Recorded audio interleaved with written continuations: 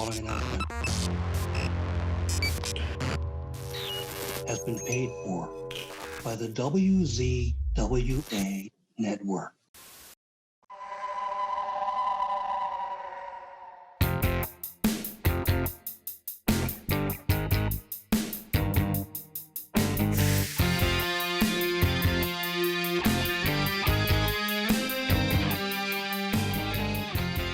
Ladies and gentlemen, welcome to the Insider's Edge podcast here on the WZWA Network. I'm your host with the most on the West Coast, Karlifornia Haguesly. It's a joy to be with you all once again. And before I introduce my guest, I have to apologize for my voice.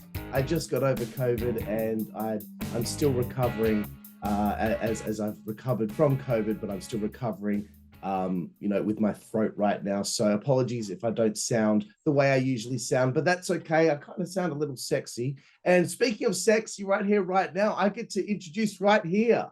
This guy's a legend of Deathmatch Wrestling. You have to understand this. This guy has been doing this for quite some time now, and he just performed at Tournament of Death 19. Ladies and gentlemen, this is the one and only, the Mental Messiah. He is the incomparable Insane Lane. How are you, sir? I'm good. How are you, bud? I'm doing good, my friend. Thank you for taking the time to do the show with me. I really appreciate it. And the first question usually on the show here, sir, is how did you become a fan of professional wrestling when you were a young man? Man, it just kind of, I don't know. I started in kindergarten and I heard some kids talk about it and about Hulk Hogan and the Iron Sheik and all that. That was just when Hulkamania was at the base at WWF. So I was right there at the ground floor, being a young Hulk Hogan fan and stuff. And I just grew along with it, and that's just watching that and and then my mom married my stepdad, and he said, well, yeah, WWF's cool. He said, but you need to watch some NWA. You need to watch the Ric Flairs. You need to watch the Four Horsemen, Terry Funk, those guys. And I was like, oh, okay, so there's more than just this, and so, and it just grew as a love of that. And it just went off from there. I mean, there was a time like in the 90s where I didn't really watch wrestling. And just, I don't know. I guess, I don't know. It just kind of was, I guess I wanted to do different things, do different stuff. And then I came back to it, right? And then I've kind of stayed with it most of them till we're here we are now, Very cool. A lot of people I've had on the show, that Hulkamania era was that kind of the thing that got them into, becoming a fan of pro wrestling. But I like interviewing you deathmatch guys because, I always hear these stories about how the guys became fans of wrestling, and I kind of like that WrestleMania, almost cartoony wrestling era. And then there's a point in time where you discover hardcore style wrestling, maybe ECW, maybe you see a little bit of CZW, maybe you see some of the Japan stuff. How did you discover and become a fan of deathmatch style wrestling? Okay, well, actually, I had just stopped when I was a teenager. I stopped watching it for a minute, and then I was watching something. I was flipping channels, and then I watched ECW came on. That was the first time I ever saw it. It was on public access late at night, and I was like, "What the hell is this?" And I was like, "Whoa!" And I was always a fan of bloody matches, even as a kid, because I mean, like, I like when the Road Warriors stabbed Dusty in the eye, and stuff like people getting bloody. I remember like in the aftermaths, they'd have the videos called Matt Maniacs and Psychos of the Ring and all that stuff. So I was always about guys like, Abdullah the Butcher and, those guys who get all bloody, Bruiser Brody. I mean, I never really saw their matches. I just knew them from magazines, but it was just like a mystique to me about it. And then, later on, as I got into, older, I discovered deathmatch wrestling, and I started watching these CZW DVDs that came out on like that was on, like, you can buy at a store. I think it was called Scarred and Aerial Assault, and I was like, wow, man, this stuff is crazy. And then my sister was actually my sister was married to Conrad Thompson at one time, and he really turned me on to a lot of the. He's like, man, if you like that stuff, dude, man, he had the collection, of course. So I delved into that stuff, and I was like, and he said, I can see you doing this stuff. I was like, yeah. He's like, yeah. I was like, and so yeah, so. Little credit goes to him, I guess, I suppose. Interesting stuff. Yeah, there is a bit of a charm to that era where you only saw stills of things in the magazines. I remember when I interviewed Thumbtack Jack, he talked about how he saw this crazy stuff from Japan, but he couldn't get his hands on the actual footage. So it seems to be another thing that's quite prevalent with you guys that ended up becoming, I guess, this was the style that you were most known for. It's all prevalent with everyone that they saw these stills in the magazine and they had to find a way to get these tapes. Yes. I was like, I got to know what this is. What's causing all this, man? I was like, I had to know, and I found out. So okay, you mentioned Conrad here. You mentioned that he made a suggestion to you that maybe put a light bulb above your head. Maybe I could do this. When did you decide to get into the business, and how did you figure out how to go about it? And who were you trained by? I've always wanted to be a wrestler. I mean, even when the counselor was like, well, okay, what do you want to be? You're want to be a wrestler? Yeah, okay, now that's nice, but really, what you really want to be? I want to be a wrestler, and so I always want to be one. And I was working at a video store, and a local wrestler had came in and said, "Hey, can I put up some flyers? We're having a big show coming up." And we're like, a guy who was my manager, who's now my brother-in-law now. We looked at each other like, wrestling? There's wrestling around here? And he said, yeah. And we're like, oh, well, and we were like, well, we're big wrestling fans. We always want to be wrestlers and stuff. He's like, we talked about training and stuff. And I think we even worked out a deal where we forgive all his late fees, and we'll hook him up with free movies and whatnot. So, and then we went up there and to this building, this barn. I guess that was retrofitted into a wrestling building. It would get 120 degrees in there, Fahrenheit in there. It'd be so hot, and during the summer, and it would feel like an ice box in the winter. And I trained right there during the winter and spring of 2002 there for about 4 to 6 months. Yeah, and then right at the about the fifth month, they were like, okay, you can have your first match. And then I was trained by these two. I was trained by a local guy by the name of Charlie Swinger. Was an independent wrestler in the South, mainly known in Alabama and Southern Tennessee. And he had a few guys that was there with him that helped. Locally that were really good, and I think they deserve some mention on here. Phil Macho and Sean Pete, they helped me. There's a guy named Michael Blaze that helped out with just talking to me, and there were several old guys. It was kind of like a community that kind of helped me. I honestly I can't. One of the things about me is a little different than most of these guys. My training pedigree ain't the greatest. I was kind of trained by a bunch of local guys who were old and or kind of maybe went somewhere in the old days, but they didn't have their names, but they knew, because if there's one thing I learned there, I learned how to work. I mean, I didn't learn all the fancy moves that a lot of guys do now or whatever, but I learned how to work there, and that was a great education that I got there.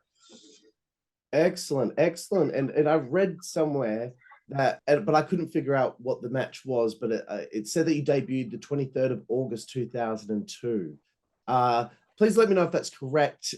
Maybe you might not remember the date. Oh, that's close. I remember it being closer to May, but it might have been August. But 2002 is the right year. I always said May 20th was around. around May 20th was like my first match, but it might have been August. I don't know what match did they say they have written down for that. No, they didn't have an actual match written down, just a date. But this is the internet. I've got to do my best with my research. But you did. That's pretty close. I mean, it might be around that time because that was the same year I started, and the same year I started training, and the year I debuted. And my very first match was in Fayetteville, Tennessee, against a guy that I was actually training with. And I won my first match and got paid $20. And I was like, wow, this is cool. Because they were telling me, it's like, nah, man, let me tell you something. You're probably going to get maybe $5 when you first start this. So they were very honest with me about this. Like, there's no money in this unless you blow up. They said, there's no guarantee in this. And so they pretty much told me, like, look, we can't promise you're going to go to WWF. But this is about what we do here. $5. So when I got paid $20 for my first match, holy crap, I was like, wow, and I won. Holy moly. And then the next day I went back to the next night, I went to the place where I got trained, and I got my ass kicked and got paid $5. So I got set back down to reality real quick. Awesome stuff, bro. Again, my research tells me that you worked for a company called Full Throttle Wrestling quite a lot through your early career. 3-time heavyweight champion, 2-time tag team champion. Can you 3-time tag team? 3-time. I was a 3-time. Yeah. Right. Excellent. Tell me a little bit. Oh, yes. Tell me some stories of Full Throttle. Oh, yeah, dude. I'm so glad you asked about them because, dude, Full Throttle Wrestling was a show that my brother-in-law, who's my brother-in-law now, who my sister's married to, his name's wrestling name was Chris Castle. He and I, excuse me, I had to have some water. He and I and a couple other dudes, we were just kind of like, we had been watching a lot of indie wrestling that was like Ring of Honor and IWA and CZW and Japan stuff at that time. This was like back in 2005, 2004, around that time. We had been maybe in the business 2 years, but the scene where we came from in North Alabama and Southern Tennessee, it was very, very old school. Very, very, their ways were very draconian, if you don't mind me saying that. But I mean, it's just it wasn't what we wanted to keep doing. We didn't want to do that. So we wanted to do the stuff that the other guys up north were doing. We had guys like Christian Haim, Cabana Man Dan, several guys were like, hey, we want to do this stuff too. So me and my brother-in-law, we sold all our personal possessions, pretty much our collection, to get the materials to build our own ring. His father is a master fabricator.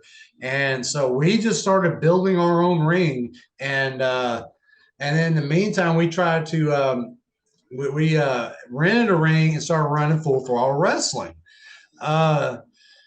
We ran at we were going to run bi-weekly at this place called the Country Music Barn, which was the site of 3 Carnage Cups, by the way, thanks to us. But we'll get into that later. But, so we started running at Donna's Barn, Country Music Barn, and we were only going to run bi-weekly, but the first show we ran,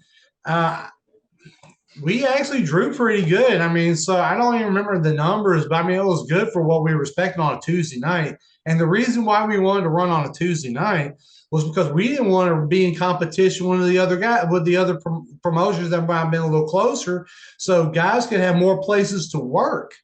We thought we were doing everybody a favor, but they didn't see it that way, but that's whatever. But anyway, we started running weekly, and we started bringing a bunch of guys in. We had a really great, solid roster of guys. We had myself, we had the Freak Show, we had Christian Haim, we had Cabana Man Dan, we had Jeremy Flint, we had Orion Bishop. God, I mean, I'm probably Sean Pete. Man, I mean, we just had a really solid guy. Big T, who still actually wrestles down south. Tim Steeple still wrestles down south. It's still a big deal in Alabama, man. I mean, he was there for a minute. Eddie Paul, we had a good solid. Adam Armour, he was our champ for a very long time. he was good for. He had a chance to go to the big time there for a minute, but anywho, but we booked a lot of good indie talent that we saw from Impact. We were on the first down actually in Alabama to start doing that. We booked Chase Stevens, the Naturals, him and his partner Andy Douglas, and we were the first to bring Chris Hero down south. You know, we had him work Corey Graves, but he was working at Sterling James Keenan at the time. You know, so I mean, we brought a lot of guys down there. Eric Cannon brought deathmatch guys. You know, I mean, we were the first show down in that area to really start showing and the mixture of what was going on out there in the indie world, because and I was really proud of that, and I'm proud of it now because we were the predecessors to what's going on there now. So I'm proud of that. That's a very, very good time in my life that I really enjoyed. I had fun. I booked. We ran 153 shows. I probably booked 120 of them. Wow. Yeah. I mean, I thought that this was going to be an important portion of your career that I was going to be asking about, because like all these other highlights that I'm going to be bringing up, this happens pretty much during the same time that this company runs until, I believe, 2008. Am I correct? Yes. Yeah, we sold it. Right. Okay, that's okay. Now I've uncovered the reason that company finished up. So no worries, but cool to learn a little bit about Full Throttle Wrestling. It's time to start talking about some of these deathmatch tournaments and just learn a little bit about how, you know, maybe some of the lessons you learned along the way, and how maybe you might have started to make a bit of a name for yourself in the scene. Yeah. 22nd of October 2005, you compete in your first deathmatch tournament. From my research, I could be wrong. No, you're right. IWA Deep South King of the Death Matches, before it was called the Carnage Cup. A nail bat, bed, plastic forks, and pizza cutter match against the legendary Man Pondo. Please tell me a little bit about this. And you know, you must have been excited to get out there and work with a guy like Pondo. Absolutely was. You know, I mean, I met Kevin, and he wanted me to do this show, and he's like, "Man, I got to work with Man Pondo, man. You can do a good show for me, man." And I'm like, "Absolutely, absolutely." So I was like, I am driving up there. My brother-in-law Chris is driving me. He's like, "How you feeling?" I said, "Dude, I am so fucking nervous right now," because I mean, I had done to that point.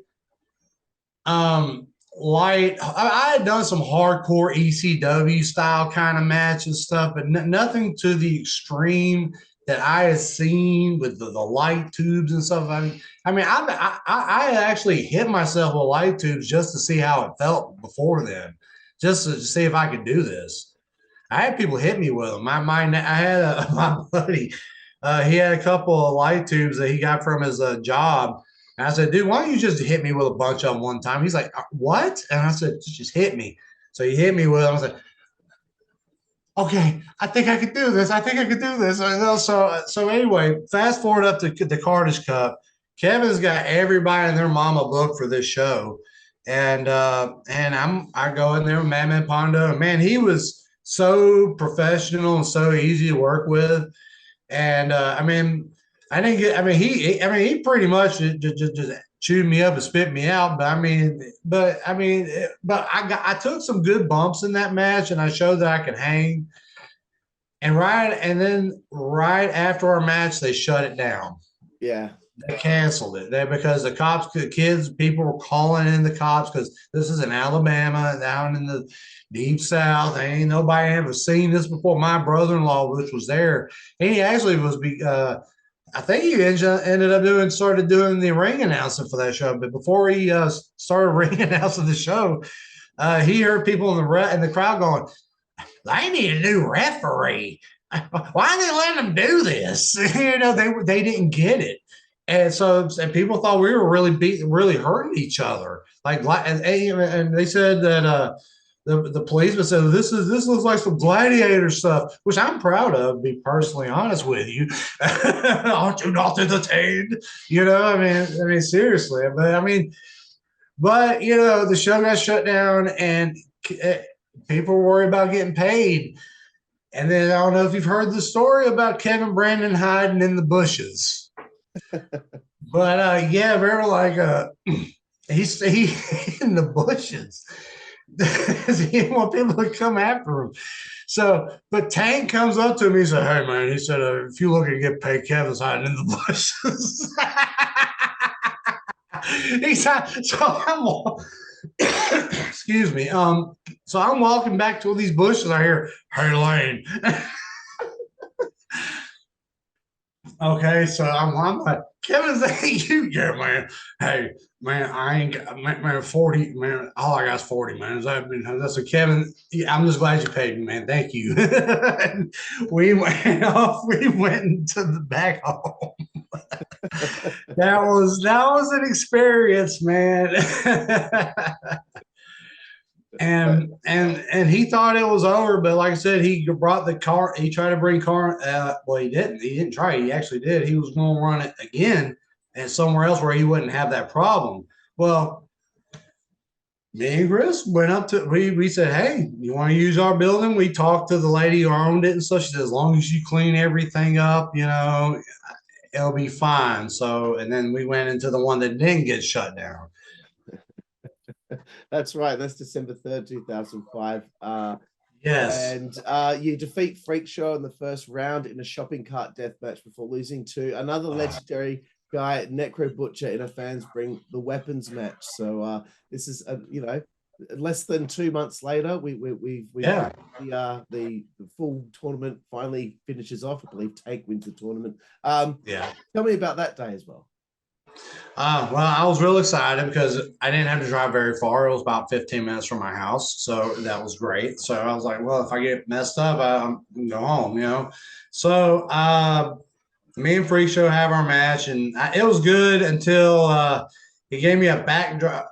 He went to give me a backdrop on the shopping cart, and I guess the corner of it or something, it just jabbed into the left side of my lumbar. And I popped up. I was like, "Oh, that didn't feel good." But I finished the match. But I started stiffening up really, really bad before my match with Necro. But I was able to get through it. Me and Necro, I had a good match with Freak Show, and me and Necro actually had a really good match. And that and for a semifinal, he gave me a lot.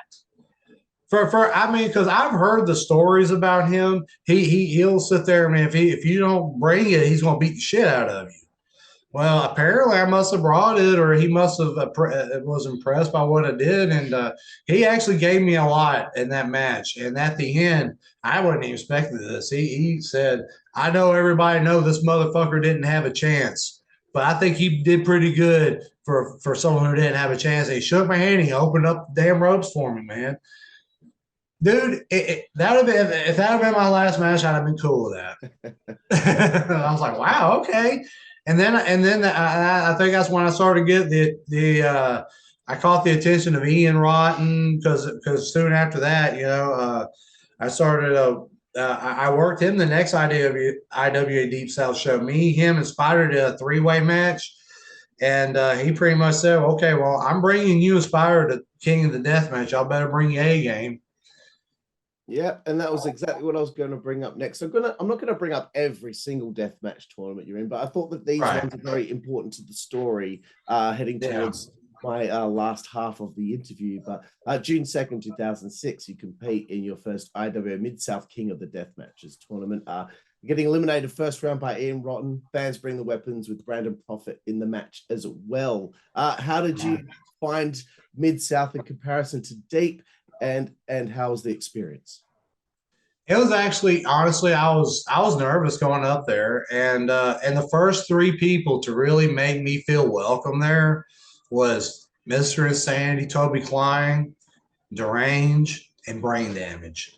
That was the first. They was like, "Hey man, I'm Brandon. Hey, I'm Marvin. Hey, I'm Toby. Nice to meet you, man. Good to see you, man. Hope to see you." Just real nice.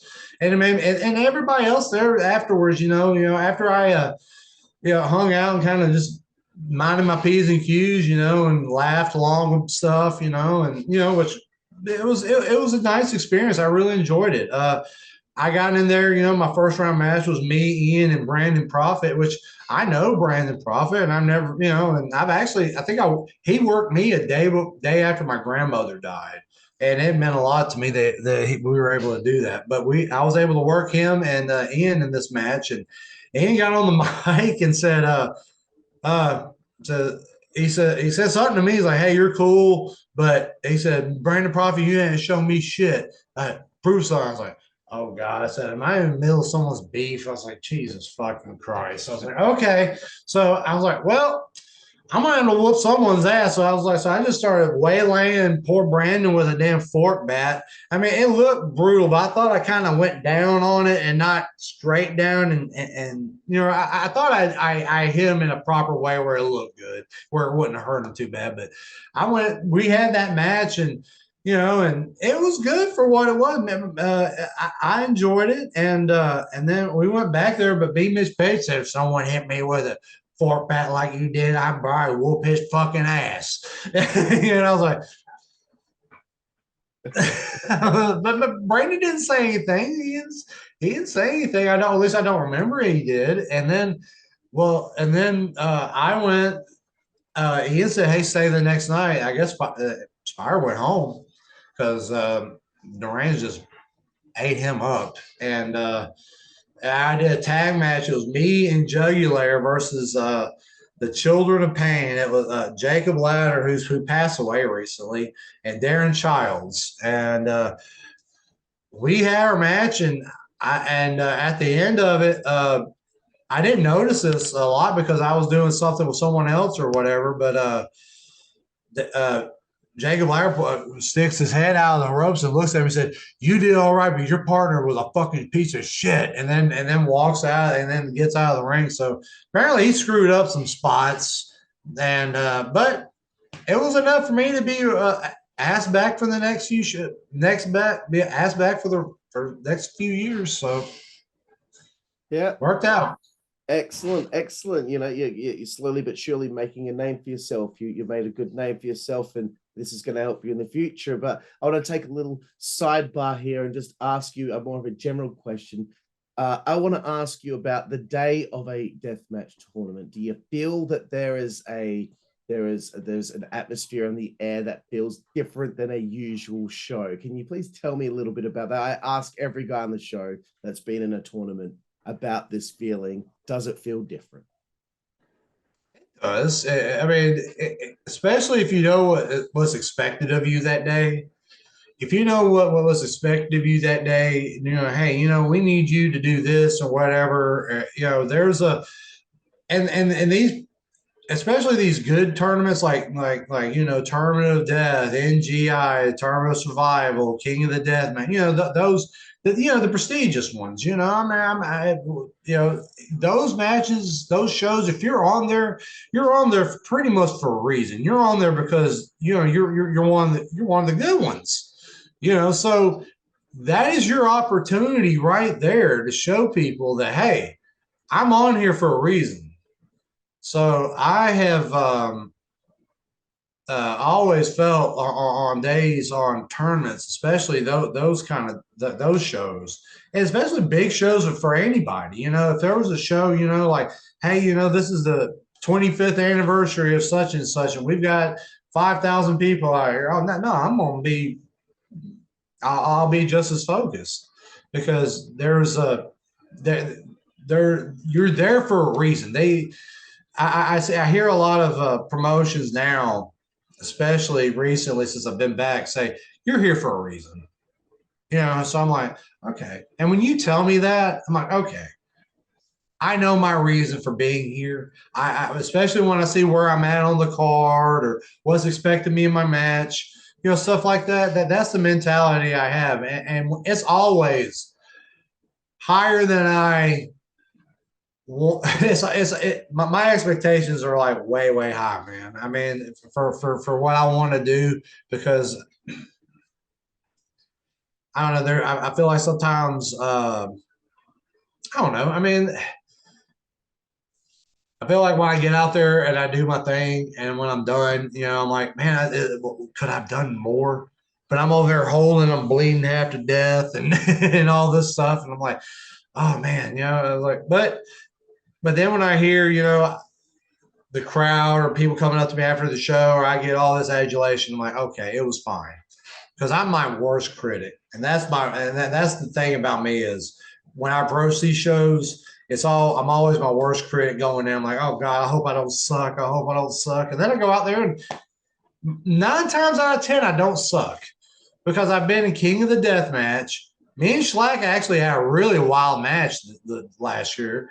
And this year, Tournament of Death, man, me and Brad and me and Mickey we both had good matches. So I feel like in the major tournaments that I've been in that I really showed up. So yeah, and the next thing I want to ask you about, I really do think that you showed up for this one, Deep South Carnage Cup 2006. yeah, The big one for you, working Rick Hayes in the razor wire death match in the first round. Then defeating my friend who I've had on the show, Bull Payne, in a home run derby to go to the final. God bless Bull Payne. God bless him. The Highway 69 Sports Arena in Coleman, Alabama, where it's 200 light tubes, 4 corners, elimination death with Necro, Port, Drake Younger, and yourself. You've got quite some people there in that match with you. I feel like this is kind of the big one for you. Would you agree? And tell me about this day. I agree that it was really cold that night because it was done like in what did you say the date? It was. No, I did not say the date.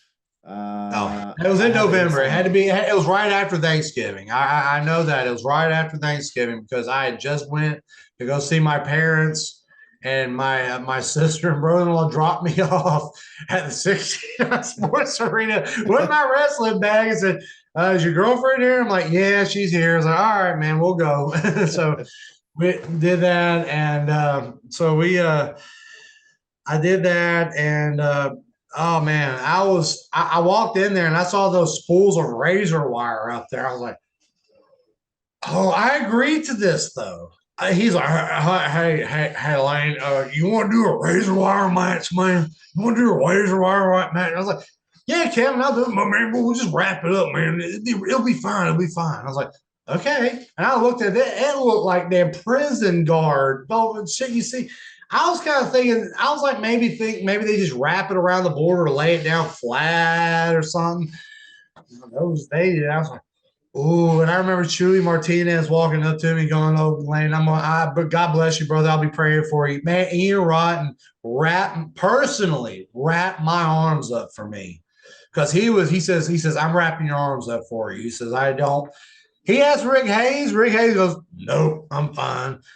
One piece of that dude had one piece of tape on both wrists. He's like, no, I'm fine. But that's how he was, man. Rick Hayes was a tough son of a bitch. And a lot of people don't know about him, but that's a guy that is a guy not to fuck with. I'm dead ass. He's not one to mess with. So him to volunteer to do this razor wire match and us have the match we had and he was fine with it. And then me and Bull Payne went and had our match. He goes, what do you want to do, kid? I said, I figure you just beat my ass most of the match. And then I pull a rabbit out of my ass and he's like, sounds good, kid. Let's do it. And he loved the match. He said that was one of his favorite matches he had done in a while. And not ever, but one of his favorite matches he's done at that point in that time. And I was like, wow, that's cool. And then we go on to the finals, man, which was, it was a who's who of deathmatch legends, of deathmatch stars at that time, man. I was in there with Drake, Corp, Necro. Yeah, so it was wild, dude. And man, we went in there and I threw up in the middle of the match. And there's a spot where I get hit and I don't know what's going on. I guess it's a very small venue, and I don't know if it was the dust or I don't know what it was, but something made me sick to my stomach, and I had to jump out of the ring. There's a scene actually in the ring during that match where you see me kind of jumping on the ring and I'm holding my mouth. I'm throwing up. And so I get out and I finish the match and I'm covered in blood. I did. Oh my God, dude. That was the roughest to that point. That was the roughest show I've ever done. And it was also my best work up to that point. Because I kind of I feel like right there, I was like, okay, hey, here I am. Let's go. And things started to take off after that. Right. That was my assumption that things started to take off a little bit. And that this was kind of, I mean, you already started to slowly but surely make a name for yourself. And now that this has taken place, now you're getting some other very interesting bookings, which I'll be bringing up very soon. But one thing I wanted to ask you about your fondest memories with Tony V in your tag team, the Great Southern Trendkill. Oh, Tony V, aka Corey Shaddix, which he wrestled at IWA Deep South. He did a couple of Mid-South shows. Man, I'm so glad you brought him up. Man, me and him were a tag team for FTW, and he was very, very young. I actually was right when I started wrestling. I was working at a video store, and he had this grandmother named Fran, and she was one of them wrestling grannies. You know, the old lady on the front row cussing out all the wrestlers, and she had this stick, and if you got too close and start mouthing, she'll hit you with it. I mean, and then so she came up and said, "Oh, are you insane? Like this is my grandson Corey. He's a big fan of yours. That was the first time I met him. He's like, hey, he's like 14, and so anyway, he comes watches the shows, and then about at 17, he starts wanting to like, hey, I want to start training and stuff. So he starts doing the little local shows around there, and he was always at FTW, helping set up the ring, always setting up chairs. He was there all the time. So he became kind of like our buddy, and I felt like, well, you know what, man? I said, you kind of remind me of Mikey Whipwreck in a way. Because when we were putting him in there, and that's what me and Chris kind of said when we said, dude, we're going to put you in there and get beat up every time. And that's what happened. We used the Mikey Whipwreck formula on Corey Shaddix, Tony V, whatever you want to call him, you know, and then he eventually won the title for 1 week, upset the champ, you know, out of the blue. That was his first win. He said, and that was, I mean, and after that he got over, and then I put me and the tag team. This before a Freak Show came along, and we were just we did, that was a really good time for us because we did really good tag team stuff, and I wish we could have done more outside of it, but you know, I really enjoyed my time with Corey, and Corey was a good dude, and I love his family, and I won't talk to him very much. He's got his own thing going on right now, but you know, I really enjoyed my time with him. That's cool. I just thought it was important to bring him up because it seemed like one of the tag teams you've been in a couple that yeah, a lot with. But another thing that I wanted to bring up, March 30th, 2007, IWA East Coast, a show called Skate or Die at Skateland in Campbell's Creek, West Virginia. You wrestle to a no contest with Abdullah the Butcher. So yeah. I mentioned earlier about seeing these stills in magazines, and now this is that kind of things are coming full circle here, moment we actually are standing across from this man. Please tell me a little bit about this. Oh man. Well, Pondo calls me and says, hey, want to work at Abdullah the Butcher? I go, yes. And he said, all right, man. That date, man, be there. I was like, okay. I started calling everybody. I was like, guys, I just found out I call my close friends who won't say nothing or whatever. I said, guys, I'm about to work Abdullah the Butcher. They're like, no way. I was like, yeah. I was like, dude, that's awesome. I was like, hell yeah. And then they put it out there that I was going to do it. And I remember driving up there, and Corey Shaddix came, Tony V, Corey Shaddix came with me, and because he just wanted to meet him, and also he was just, I guess that he just wanted, he knew I was nervous because I was really nervous driving up there. I was like, oh my God, I was scared of this guy as a kid.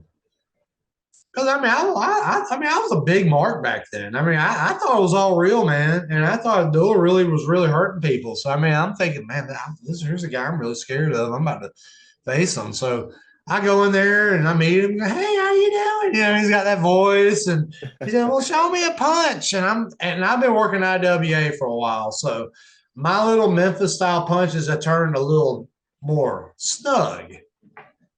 So when I went to Abdullah wanted me to show him a work punch on his head, I kind of popped him a little hard. And he went, "Oh!" I went, "Oh, I'm sorry." I said, "Look," I said, "I've been working a couple of guys who like work real stiff." I said, "Oh," he's like, "What was that?" And I was like, "I think you gotta have another chance." He said, "You do it right." He's like, "Yeah," and I could kind of see Pondo in the background going, "Oh my god, oh my god, oh my god," you know. And then, so then I go and I throw my best damn Jerry Lawler Memphis punch on him. He goes, "That's a lot better." And then and we were fine after that. We had this wild ass match. I snuck him, just stabbed him, and then he broke a fucking ball, and all this. And I mean, we just brawled around. We didn't even get in the ring, but it was so fun. And then he actually, Pondo came up to me after the match and said he was really happy with with the match and stuff. He said it was good. So, and I actually have a picture of it of him carving me out with a glass bottle hung up in my room. It's yeah, that's really cool. I really enjoyed that. That's very cool. And finally, June 9th, 2007, you work your first Tournament of Death for TOD6 Home Run Derby with Freak Show in round 1. Then fans bring the weapons with Brain Damage and Necro Butcher in the semifinals. So please tell me about your first TOD experience. I remember it started really early. It was me, Freak Show, Christian Haim, and Smooth Pleasing. We got up. I think they all just came to my house like at 9 o'clock that night before the show, and then we just kind of slept till like 1 o'clock or 2 o'clock in the morning, and then we're like, okay, let's get up and go. And then we drove all the way from Alabama to damn Delaware, which was like 13, 14 hours because we got caught in traffic. So we got there on time. And, me and Freak Show know we're working each other. We just kind of made this kind of bond. Like, okay, make it look good, but let's not break each other's face or break bones, aren't doing any serious stuff. So me and Freak Show went out there and tore it up, man. I think we had a really great match. I mean, so good, in fact, that we're in the middle of our damn promo. Zandy comes in and goes, "Yeah, y'all did fucking great. Y'all will see these guys get on the boards," and all that shit. So I was like, okay. So then I go in there. I'm like, okay, second round, Brain Damage and Necro Butcher. I was like, ooh, my face is gonna hurt. But anyway, we go out, but it ended up not my face hurting, man. My top of my head hurt more than anything.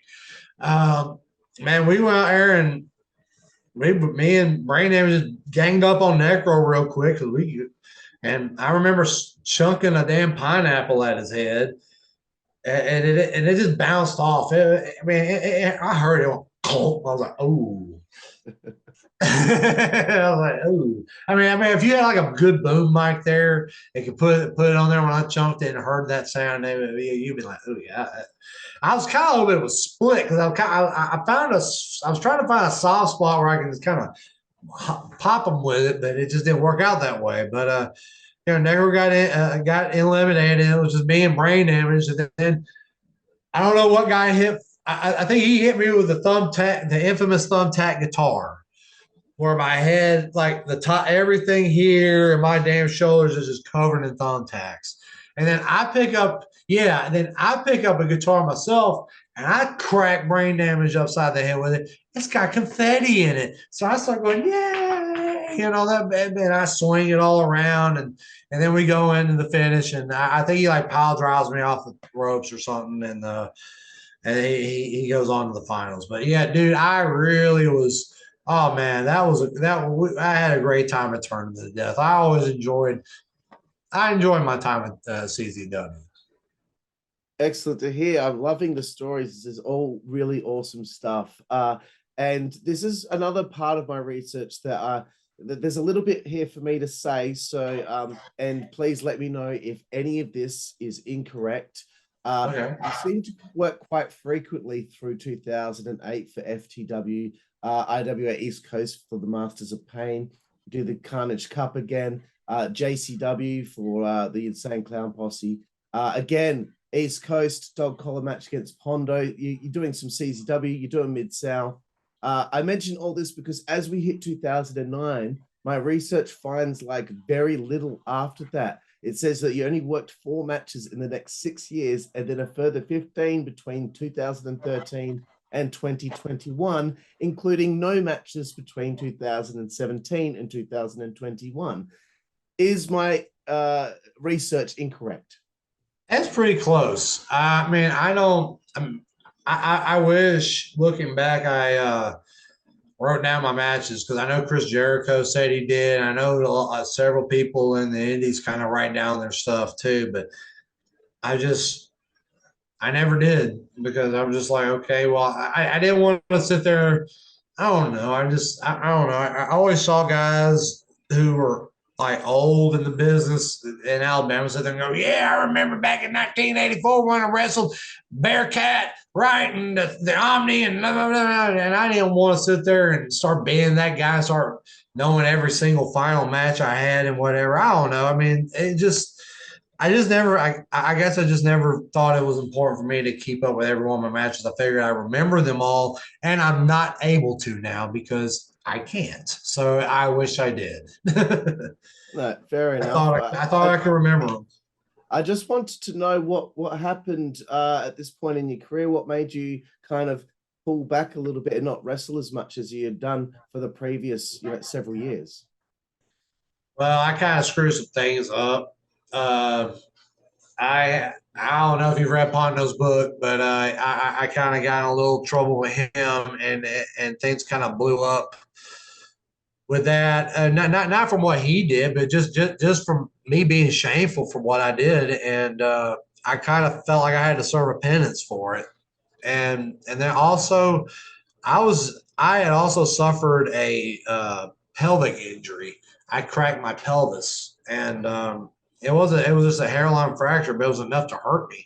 And I wrestled with it for a couple of other shows up until Masters of Pain, not Masters of Pain, Double Death of 2008, and it just got really bad then, and I stopped for a while, and I came back a couple of times. I won Carnage Cup in 2010, and then I kind of said, "That's it, I'm done." I got married and tried to raise. Well, not try, but we got married. Tried to. The marriage didn't work out, but the family worked out fine. I have my son, and that's all pretty much I've been doing since then. Is just trying to balance fatherhood and wrestling, and then there at the end, his mother, the mother just kind of started having problems, and that's the reason why we broke up. And I had to deal with that for a while, and dealing with all that, it dragged me down. I got up to almost 400 pounds, man. I had given up on everything, and I shouldn't have, because I had a son that was rooting for me, and he needed someone to look up to, and I didn't want his dad I didn't want him growing up thinking his dad was a quitter like I thought my father was. So I just kind of picked myself up about 2000. I guess when I turned 40, it was just 2019. I just kind of said, I told their mama too. I was like, look, you either get better or don't ever speak to me again, because I'm going to do the same thing. I'm tired of this stuff, So she got better. I got better. We tried to work it out, but it didn't work out. So, but she's clean, so that's all that matters. But I got my son, and I'm just taking care of it, and that's pretty much the reason why I was gone for a long time, because I had to deal with all that shit. Okay, well, fair enough, and thank you so much for kind of bearing that to me. I'm sure that will be hard to talk about, but I appreciate it. It is hard to talk about. It really is, because it's hard to talk about it to people, because it's just, I don't feel a lot of people understand what I had to deal with, because there was drug addiction involved, and then I started to cope with it in my own way by drinking, because I thought, well, it's legal, I can drink, and then I got a problem with it for a while, and then it just got to the point where I just said, I'm going to die if this doesn't get better. So I just said I got to do right for my kid, and then wrestling is in the books, in the cards, then so be it. And eventually, it became that way. So I'm just very fortunate for that. Well, that's I was going to, like I said, I was trying to wrestle those times, but God, I looked so terrible, and my matches weren't as good. And people was like, "Man, he needs to quit. Man, he's washed up. He's fat." I've never been a body guy, but when you're starting to say, "God, man, Lane got fat," that bothered me, And now, I just that's why I left, because I couldn't put my time into it like I could anymore, like I thought I could, and now I'm in a better place, and now I can do it. But now the injuries are starting to pile up. No, I certainly understand that, and I asked about that big absence. Well, not really a huge absence, but you weren't wrestling as much. I just assumed it was an injury, but thank you for sharing all that with me. Yeah. And we're going to be talking a little bit about this redemption story in a moment. But one thing I wanted to talk about was, how do you feel about deathmatch wrestling today? Because it feels like it was this taboo thing that a lot of people disliked when it first became big in the underground in the early 2000s, and a little bit prior to that as well. Now it seems like a novelty to some people. There are a lot of companies out there that are doing these matches, but there's also a lot of deathmatch companies with their own tournaments and all that, kind of maybe what's the word I'm looking for? Oversaturating the market maybe a little bit. How do you feel about how this has evolved into the popularity that it's got today? Well, from when COVID was going down, death matches kind of held indie wrestling up. And now when people start to see that now, everybody want a piece. All the sharks are coming out. Everybody come and take a bite. Whole bunch of sharks out there, man.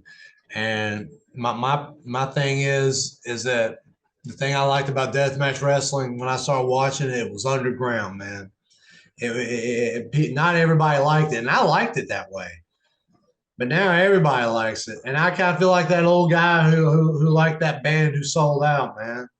And that's how I kind of feel about it, sort of in a way that I feel like wrestling kind of sold out a little bit, but they didn't. But they really didn't. They bought in.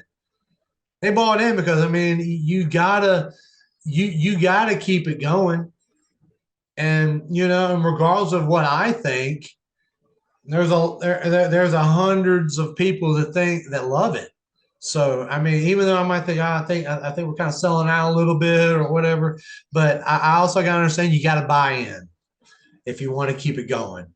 And I don't like that it's oversaturated. I don't like the fact, if you want to sit there and try to go, I want to try to do a death match. Don't go in there, and just respect it. That's all I'm saying. I know there's some guys that want to try and do it or whatever, and that'd be like me saying, "Hey, I want to try to do regular matches." Oh no, you can't do that. No, I'm open for anybody who want to try to do it.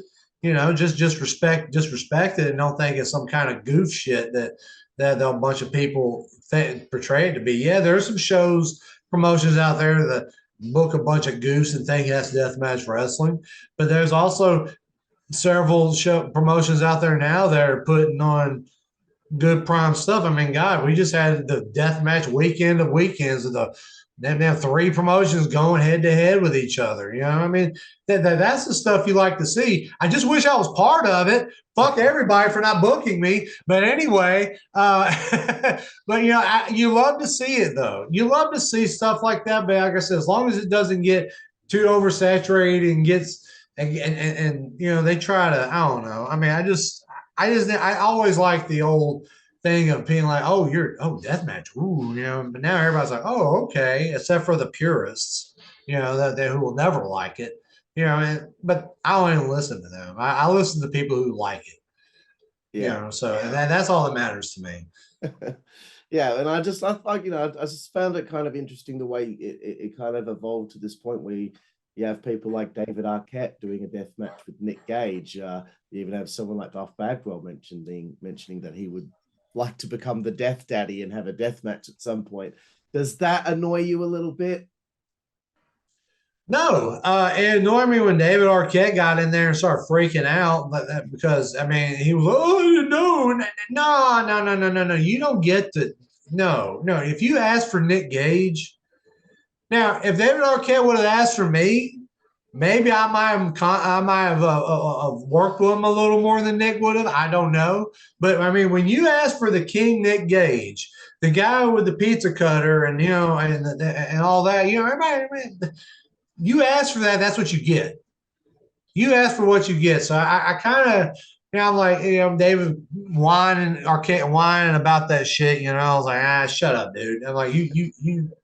Now, Buff Bagwell, if he wants to be the Buff Daddy, Deathmatch Daddy, or whatever, hey, go in. You can come in there and do it, but don't be coming in there expecting, any kind of quarter. Because we can't sit there and ease up on you, and that's not what we do. That's not what we do. And and a lot of these guys want to fuck around about this stuff, and then they find out some like it, some don't. A lot don't. Like, I'll never do this again, or what? Or y'all guys are crazy, or that's why I usually hear. That's fine with me. Excellent. I just wanted to hear your thoughts on that. We're getting very close to the end of the interview here in Sane Lane, but I have to bring up this because, it's quite recent. We alluded to it earlier. Tournament of Death 19, October 29th. You have, the Shark Tooth Home Run Derby death match with Brad Cash, then a sick and twisted semi-final death match with Mickie Knuckles, which was a little nuts. But of course, one of the biggest spots of the show was that fucking exploding bat that you took, which was unbelievable. Please tell me about this day and tell me a little bit about how maybe you feel like that this is your swan song. These last couple of years of your career are coming up, and this is your redemption. Tell me about all of that in one go. Tournament of Death was wonderful. We were driving in there, man. The scene of the whole area we were driving into looked like a Thomas Kincaid painting. I mean, it looked like the beautiful colors of fall, and the air was perfect. I mean, it was just a perfect day for a deathmatch tournament, be outside. And man, me and Brad, we went out there, and the guy who was setting up the explosive says, "Who wants to use the exploding bat?" And we went, woo, and so he showed us how to use it, and we decided what we were going to do with it, and with that, and me and Brad, Brad was nervous about the match, and he actually threw up on the way to the show. I don't know if it was because he was just sick from eating something or it was nerves, but he was nervous, and I was a little nervous too because, I mean, especially I actually wasn't nervous driving up there. I was nervous for the weeks following up to it because I was like, man, if this is all I do after this, if this is what if this will be all I'm in for, I'm gonna go out and I'm gonna do the best I'm gonna do. I owe this to myself. I've sacrificed a lot. I've given up a lot, and I've worked too hard for me not to get this opportunity and not squander it. So I went in there, and me and Brad, I felt we had a wonderful match. And then I got to work Mickie, who I've been wanting to work for a while. We worked together in several matches, but man, it's been 15 years ago. We were kids we kind of grew up together. So and I got to work a match with her, man. And God, man, she's so tough, man. I tell you what, man, I enjoyed it, man. I love having good physical matches. Those are the best matches I have. I like them when you lay them. I like to feel it, and I just lie, and I come alive when that happens. And she knows it, and we were able to bring that out of each other in that match. So I was really happy about the whole tournament and stuff. So I was, but and going about the Swan Song thing, I feel that after this tournament I just did, I just got done wrestling 5 weeks in a row, and I did 3 death matches and 2 regular matches in there, and it's just, I don't know, man. I guess the travel, or whatever it is, I'm not recovering as fast as I used to, and it's just, Man, I ain't even been in the gym in 2.5 weeks. I mean, that's just how bad it's been. I mean, it's just I've had this, and the weird thing is, I'm getting injured on things on simple things. Like I hurt my neck on a backslide, and then I gave a dude a pile driver 2 weeks ago in my last match at Action. Jacked my ribs up, and they're still hurting, And so I'm just what used to take me 2 or 3 days or one to 3 days to recover from a weekend of shows or whatever. God, dude, it's taking me 2 weeks now, and it's getting rough. And I just need to realize that maybe I need to start winding it down. And this is kind of what I'm getting to is that, I think next year 2023 will be the last year that I actively try to pursue bookings.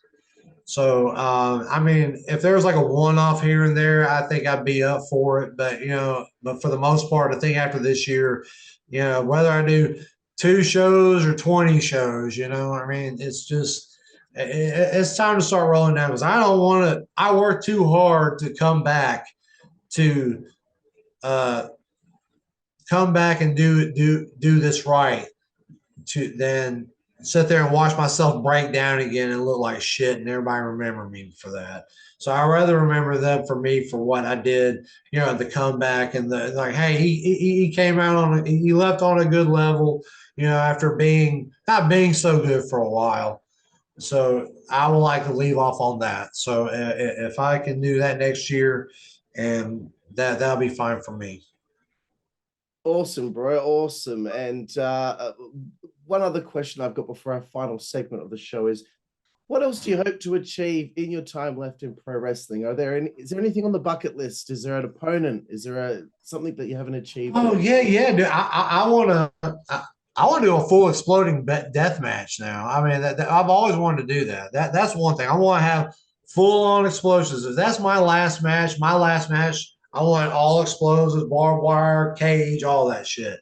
That's it. But bucket list guys, I mean, I'll work anybody. I mean, there's a guy I've always wanted to work. Is Matt Tremont. I know we've crossed paths a few times, and I just would like to have a match with him, and that's a big, and come back and maybe have a last hurrah with ICW, CZW, maybe do a Cage of Death, do another major tournament for GCW, just hit all the major deathmatch shows before I go and be like, okay, I hit these. Okay, I can go out into the sunset or whatever. And that's all I really want to do. I just kind of want to hit these things, and if I don't hit them by the end of the next year, then whatever. Thanks anyway. But I'll go off. But I would like to stay on somewhere, maybe and do a backstage thing, or help someone with booking, help someone run a show, after I get done. That's something I like to do because I've got a good mind for it. I just want to tap it. Yeah. Cool, bro. That's really awesome stuff to hear. And now you've put it out there into the universe. Hopefully the Tremont match can happen, and hopefully some of these other things do happen for you as well. I've really enjoyed our conversation here in Insane Lane, and we've got to our final segment of the show. It's learning a little bit about your favorite things. It's 12 questions for a quick fire question for a quick fire answer, if you can. I know sometimes pro wrestlers have a hard time answering a question very quickly, but the very first one in Insane Lane is, who is your favorite professional wrestler of all time? Hulk Hogan. Excellent. Do you have a favorite opponent over the years? My favorite opponent over here recently is Brad Cash. Excellent. All time, I would have to say my favorite guy I worked would probably be Deranged. We always had some hard matches. Danny Havoc. I mean, if you don't get me started on that. Next question. The next one can be difficult to answer. Do you have a favorite match that you performed in of all time where you look back at it and you go, okay, You're your harshest critic, but that one, yeah, that was good. No Holds Barred 14, me versus Neil Diamond Cutter from 4th of July last year. That's one. I'm very, very proud of that match. Me and Neil did really good. Very cool. Okay, getting away from wrestling now. Do you have a favorite book? A favorite book? Yes, I do. I'm a big fan of Brave New World by Aldous Huxley and of Mice and Men by John Steinbeck. Very nice. Do you have a favorite TV show? Favorite TV show? I like House, Family Guy. I don't really. What's the show I'm watching right now? Can't even think of it. I watch a lot of old shows, but those are. I always like watching House. If it ever comes on, I'll watch it. Excellent. Do you have a favorite film? Film? Yeah. Yes, I do. I'm a big fan of heavy metal and Highlander and Fight Club, Forrest Gump, Dawn of the Dead, and the original, and The Curious Case of Benjamin Button. I like stories like that. Very cool. Do you have a favorite musical artist or band? I'm a big fan of Iron Maiden, Pink Floyd, Pantera, Slayer, Vangelis. I like to listen to old 80s pop songs. I love Madonna. Yeah, I mean, just if it sounds good, I listen to it. But those are my favorites. Very cool. Getting away from the arts now, we only have 5 more here. Do you have a favorite food? Chicken and dumplings. Very nice. I love dumplings as well. Do you have a favorite place to eat on the road? White Castle. Awesome. I'm jealous. I've never had it. Hopefully one day I'll be over there and get to try it. Do you have a favorite alcoholic beverage? If you don't drink anymore and would like to pick something else, just your favorite beverage in general. Oh man, a good alcoholic beverage was always a good Jim Beam and Pepsi. Very nice. Very nice. No, I've got no problem with that. Second last one here, Insane Lane. It's technically the naughtiest one of these questions, but it could get a meaningful answer. You never know. Favorite female body part? Insane Lane sees a good-looking lady. Where will his eyes go to first? I'm looking at them jugs, yo. Excellent. Then I'll look at the eyes. I go, oh, hey, what's up? Yeah, but I always jugs first, then eyes. Or sometimes, but it just depends on how tall you are. Very good answer. And the last one here, Insane Lane, is your favorite curse word. Oh, shit. Excellent. Well, my son, that's from my son. My son says, Dad, you say that all the time. Well, he says the S word. I go, well, shit. Shit. Yeah, so I guess I say that all the time. So it's shit. Awesome. Well, Insane Lane, I want to thank you so much for your time on the show. I know that at one point we could probably do another interview because there's so much other stuff that we didn't get to cover through this interview. But it's really meant a lot to me that you would take the time and to talk to me here today for the podcast. So I just want to thank you so much. Thank you, man. I really enjoyed my time with you, man. I really enjoyed talking to you and shooting the breeze with you about my career. Awesome, bro. Thank you very much. And thank all of you out there for joining us here for the Insider's Edge podcast here on the WZWA Network. I'm Karlifornia. This is the Mental Messiah, Insane Lane, and we will see you down the road. Thank you.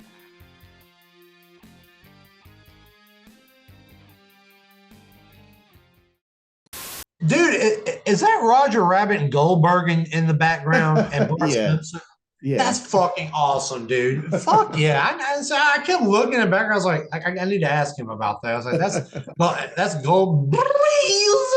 I love Roger Rabbit, dude.